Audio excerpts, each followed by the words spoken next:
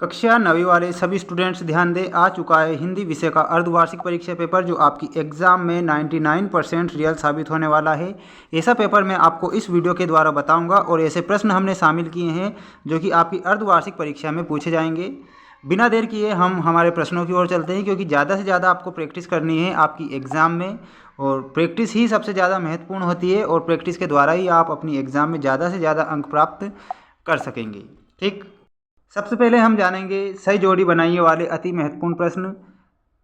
लह लह पालक, लह लह पालक में आप करेक्ट उत्तर बताएंगे मह मह धनिया, लह लह पालक मह मह धनिया। श्रृंगार रस में आप करेक्ट उत्तर बताएंगे रति स्थाई भाव।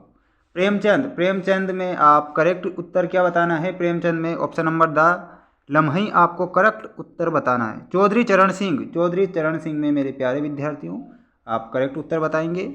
पूर्व प्रधानमंत्री थे, कौन थे? चौधरी चरण सिंह। मात्र ही भर, ये कैसे शब्द हैं? तो ये निपात शब्द है। मात्र ही भर ये निपात शब्द हो जाएंगे।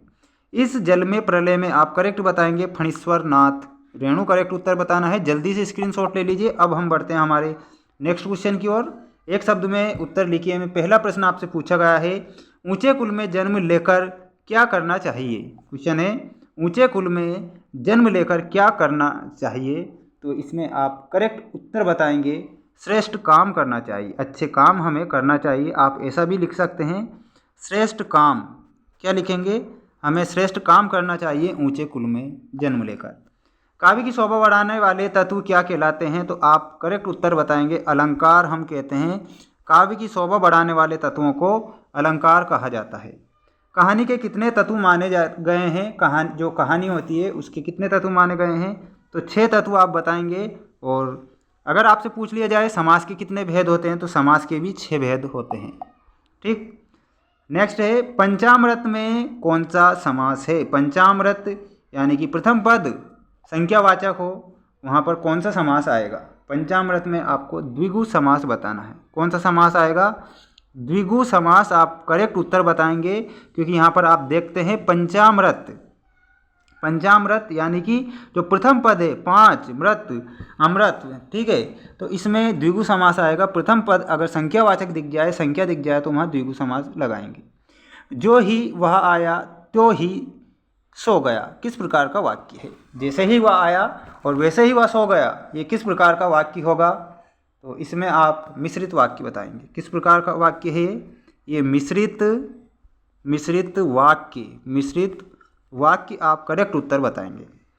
परदादी ने आधा लोटा पानी किसे पिलाया? तो चोर को पिलाया था परदादी ने, और चोर का हृदय परिवर्तित हो गया था जब दादी के पास वो लोटा था। ठीक, ऐसा भी आप याद रखेंगे।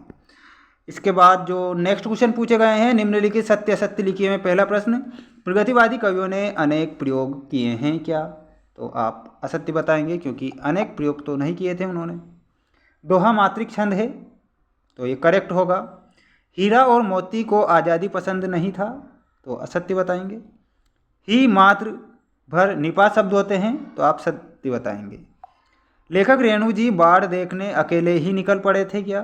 तो असत्य बताना है। रामस्वरूप की बेटी का नाम उमा था, तो ये आप सत्य बताएंगे।